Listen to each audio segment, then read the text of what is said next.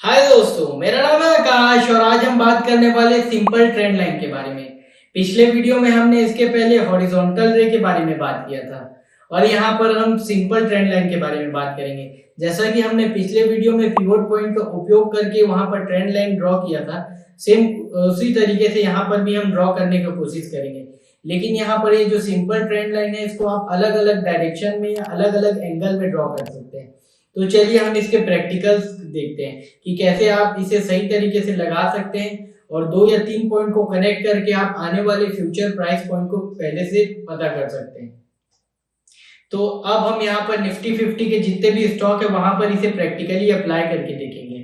तो यहाँ पर कि जैसे कि आप देख पा रहे होंगे कोटक महिंद्रा का स्टॉक है, तो यहाँ पर हम कैसे ट्रेंड लाइन को ड्रॉ कर सकते हैं। तो जैसे कि यहाँ पर आप देख पा रहे होंगे कि ये पॉइंट है प्राइस पॉइंट, इसको हम छोटा कर लेते हैं पहले। फिर ये आप देख पा रहे होंगे यहाँ पर एक प्राइस पॉइंट है। तो जैसा कि आप यहाँ पर देख पा रहे होंगे, 2 प्राइस पॉइंट को हम कनेक्ट करने की कोशिश करते हैं जिससे कि हमें तीसरा प्राइस पॉइंट जो है पता चलेगा। तो एक प्राइस पॉइंट ये ले लेते हैं, एक प्राइस पॉइंट ये ले लेते हैं जानने के लिए। तो ये हमारा एक पिवोट पॉइंट हो गए और इससे हम ये दोनों लाइन को टच कराते ज्वाइंट कर देते हैं, तो इससे हमें पता चलता है इस टाइप से कुछ लाइन बन जाती है प्रिसाइसली। अब यहाँ पर कोई भी ट्रेंड लाइन जो प्रिसाइज नहीं रहती, वो एक जोन के अंदर रहती है। तो यहाँ पर हमने जैसे कि पहले वीडियो में बताया था, कंट्रोल सी और कंट्रोल भी करते हैं तो यहाँ पर कॉपी पेस्ट हो जाता है और same trend line same angle में आ जाती है। तो वहां पर थोड़ा सा हल्का सा ऊपर कर देते हैं, ये हल्का सा नीचे। यहाँ पर जो विक्स है आप उसको भी इंक्लूड कर सकते हो और कई बार नहीं कर सकते हो, डिपेंड करता है। तो इसको आप ऐसे ड्रॉ करेंगे तो आपको एक जोन मिल जाएगा। जैसे कि यहाँ पर 2016 में 1 मार्च पे यहाँ पर टकराया कोटक महिंद्रा का शेयर।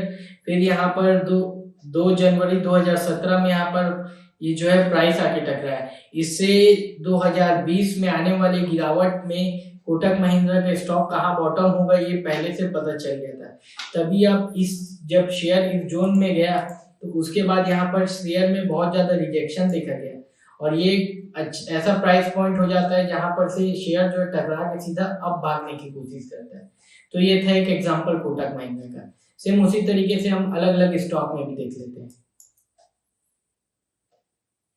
ये एक प्रकार से 2 प्राइस पॉइंट हो जाते हैं। एक प्राइस पॉइंट ये हो गया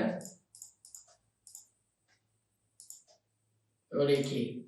तो यहाँ पर जनरली जब भी हम 2 पिवोट पॉइंट को लगाते हैं या पिवोट पॉइंट से कनेक्ट करते हैं तो ऐसा ज्यादातर होता है कि शेयर वहां से टकरा के वापस आ जाता है। लेकिन जब शेयर उसके उल्टा जब काम करना चालू करता है तो फिर ये ट्रेंड चेंज करने की कोशिश करता है। जैसे कि आप यहाँ देख पा रहे होंगे, यहाँ पर हमने ट्रेंड लाइन ड्रॉ की है, इसको भी जूम बना देते हैं आसानी के लिए। तो यहाँ पर ट्रेंड लाइन बनाया है, तो यहाँ पर भी देख पा रहे होंगे कि यहाँ पर जो शेयर है मंथली कैंडल से अगर इसको वीकली करें तो यहाँ पर शेयर आके रुका नहीं, सीधा यहाँ पर कंसोलिडेट करके सीधा हायर हाई बनाया, यानी कि यहाँ पर आके शेयर जो है ट्रेंड चेंज कर दिया। तो यहाँ पर इसका भी इंडिकेशन इस ट्रेंड लाइन में मिल जाता है।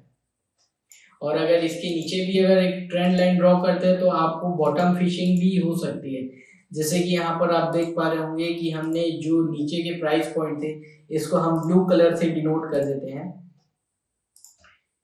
इसको हम ब्लू कलर से डिनोट कर देते हैं। तो जैसा कि आप देख पा रहे होंगे नीचे के एक प्राइस को हमने लिया, लगभग ये प्राइस पॉइंट भी यहाँ पर आ जा रहा है, फिर यहाँ पर ये भी आ जा रहा है। देखिए, तो यहाँ पर 3 प्राइस पॉइंट को एक साथ हमने कनेक्ट करने की कोशिश की, जिससे कि आगे चल के हमें ये पता चला कि दोबारा जो प्राइस आने वाले समय में आके वापस रिजेक्ट होगा तो इसी प्राइस पॉइंट से होगा। अगर इस प्राइस पॉइंट पे हमें कोटक महिंद्रा ले या कोई भी ऐसी कंपनी ले तो यहाँ पर एक बहुत अच्छी अपॉर्चुनिटी हो जाती है। यहाँ पर जो रिस्क रिवॉर्ड जो है बहुत फेवरेबल हो जाता है। फिर हम आयशर मोटर का भी देख लेते हैं एग्जांपल। तो यहाँ पर इसमें भी जो ट्रेंड लाइन है 2-3 पॉइंट को ऐसे किया गया, जैसे कि वीकली कैंडल में आप देख पा रहे होंगे 2 प्राइस पॉइंट को हमने जो है पिवोट पॉइंट को कनेक्ट किया। इससे हमें तीसरा जो है प्राइस पॉइंट पता चल गया कि यहाँ पर शेयर आके कंसोलिडेट करेगा या यहाँ से रिजेक्ट हो जाएगा।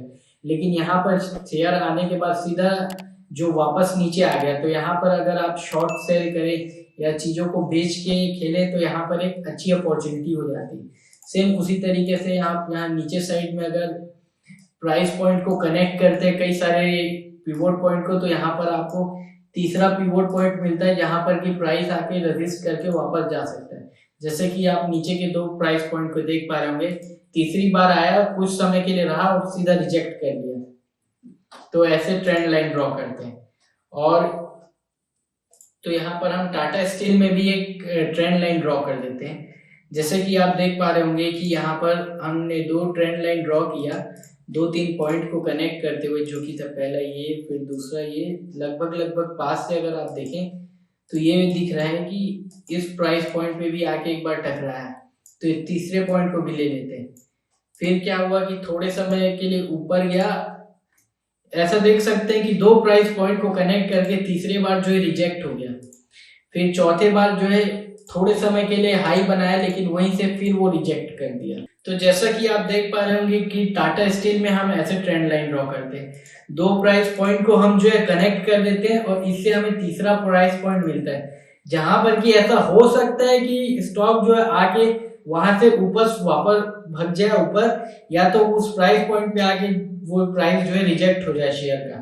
तो यहाँ पर देख पा रहे होंगे जैसे कि दो को कनेक्ट किया हमने, फिर तीसरे बार आके जो प्राइस है वो रिजेक्ट कर दिया। तो यहाँ पर जो सेलिंग अपॉर्चुनिटी जो अच्छा हो जाता है, जो कि शॉर्ट सेलर का स्ट्रेटेजी करते हैं लोग जो बेच के खेलते हैं, उन लोग के लिए बहुत अच्छा अपॉर्चुनिटी हो जाता है इस टाइप का। और इसको अगर लोअर साइड में भी करें तो यहाँ पर भी ट्रेंड लाइन आप दो चीजों को लेके ड्रॉ कर सकते हैं, जिससे कि आपको जो शेयर जब बॉटम बनाता है या जब बॉटम के आसपास रहता है, तो वहां पर लेने के लिए आपको एक बहुत अच्छी अपॉर्चुनिटी मिल जाती है, जिसके कारण कि आप उस शेयर को टाइमिंग करके अपने रिटर्न को और बढ़िया तरीके से बढ़ा सकते हैं, कम से कम रिस्क के साथ। जैसे कि यहाँ पर देख पा रहे होंगे हमने बॉटम में बात किया, तो यहाँ पर बॉटम में अगर इस लाइन के नजदीक अगर आप लेते हैं तो यहाँ पर आपका रिस्क जो है बहुत कम हो जाता है और यहाँ से सीधा अपसाइड ही मिलता है ज्यादातर। लेकिन स्टॉक मार्केट में क्या है, 1+1 2 नहीं होता है, कई बार ये जो है चीजें काम भी नहीं करती है। तो हमें जो है यहाँ पर स्टॉक मार्केट में प्रोबेबिलिटी के साथ काम करना पड़ता है, लेकिन इसके साथ साथ हम टेक्निकल एनालिसिस, फंडामेंटल एनालिसिस और कई सारी चीजें सीखते हैं, जिसके कारण कि हमारा प्रोबेबिलिटी और एक्यूरेसी धीरे धीरे बढ़ते जाता है, जिसके कारण कि ये जो बहुत अच्छा होते जाता है। अब यहाँ पर आप देख सकते हैं कि रिसेंट में टाटा स्टील में और एक प्राइस पॉइंट बना, दो प्राइस पॉइंट को आप कनेक्ट करते, जैसे कि हाई बना जो कि था 2021 के अगस्त में, फिर दूसरा हाई बना 25 अप्रैल 2022 में, और इस दोनों पॉइंट को आप अगर कनेक्ट करते हैं तो यहाँ पर आपको तीसरा टॉप या तीसरा टॉप मिल जाता है, जैसे कि आप देख पा रहे होंगे। तो इस जोन में अगर थोड़ा देर आके रुक जाए तो शेयर में तुरंत एक्शन नहीं लेना है, क्योंकि कई बार क्या है, प्राइस क्या करने चाह रहा है पता नहीं चलता है कुछ समय तक। अगर रिजेक्ट कर देता है तो बेच के खेलना यहाँ पर बहुत अच्छा हो जाता है। सेम उसी तरीके से आईटीसी को देख लेते हैं। आईटीसी में भी आप ट्रेंड लाइन ड्रॉ कर सकते हैं। जैसा कि आप देख पा रहे होंगे कि आईटीसी में भी ऐसा ट्रेंड लाइन बना, जिसको कि दो बार टच किया तो वहां पर तीसरी बार आके जो प्राइस जो है वहां पर फिर टच किया और वहां पर उसका हाई बना, जैसे कि आप देख पा रहे होंगे। तो यहाँ पर प्राइस आके वापस रिजेक्ट कर दिया, यानी कि यहाँ पर पोटेंशियल सेलिंग अपॉर्चुनिटी हो गई। लेकिन उसी तरीके से थोड़ी समय बाद 2021-22 के समय प्राइस उस रेंज या उस ट्रेंड लाइन के आसपास आके कंसोलिडेट करना चालू कर दिया, जिसके कारण कि यहाँ पर हमें जो है कॉशियस होना पड़ता है, क्योंकि हमें नहीं पता कि प्राइस यहाँ पर क्या शेप लेने वाला है। और यहाँ पर जैसा कि आप देख सकते हैं थोड़ी समय में प्राइस जो है बढ़िया से कंसोलिडेट किया थोड़े समय के लिए, और उसके बाद जो प्राइस है वो सीधा बढ़ना चालू कर दिया। तो ये एक प्रकार से यहाँ पर ट्रेंड चेंज होने का इंडिकेशन भी देने का काम करता है ये। तो जैसा कि आपने देखा कि ट्रेंड लाइन को कैसे प्रैक्टिकली ड्रॉ करते हैं, यहाँ पर कई बार विक्स को लेते हैं और कई बार विक्स को नहीं लेते हैं। अगर विक्स और क्लोज को प्राइस के लेना है तो आप क्या Ctrl+V दबा के यहाँ पर अपने ट्रेंड लाइन को क्या है कॉपी कर ले और एक रेंज बना दे, तो वहां पर आपको क्या है बेटर डिसीजन मेकिंग की अपॉर्चुनिटी मिल जाती है। और यहाँ पर आपने ऐसा भी देखा कि ट्रेंड लाइन पे अगर आप सही टाइम पे सही जगह पे ले लेते हैं तो यहाँ पर जो है रिस्क कम से कम हो जाता है और रिवॉर्ड जो है ज्यादा से ज्यादा हो जाता है, जो कि हर ट्रेडर या इन्वेस्टर के लिए बहुत जरूरी हो जाता है, क्योंकि हर कोई आदमी यहाँ रिस्क को मैनेज करने की कोशिश करता है। तो आज के लिए बस इतना ही दोस्तों। ऐसी और एक्साइटिंग जानकारी जानने के लिए हमारे इस चैनल दबंग एनालिस्ट को लाइक, सब्सक्राइब एंड शेयर करें। धन्यवाद।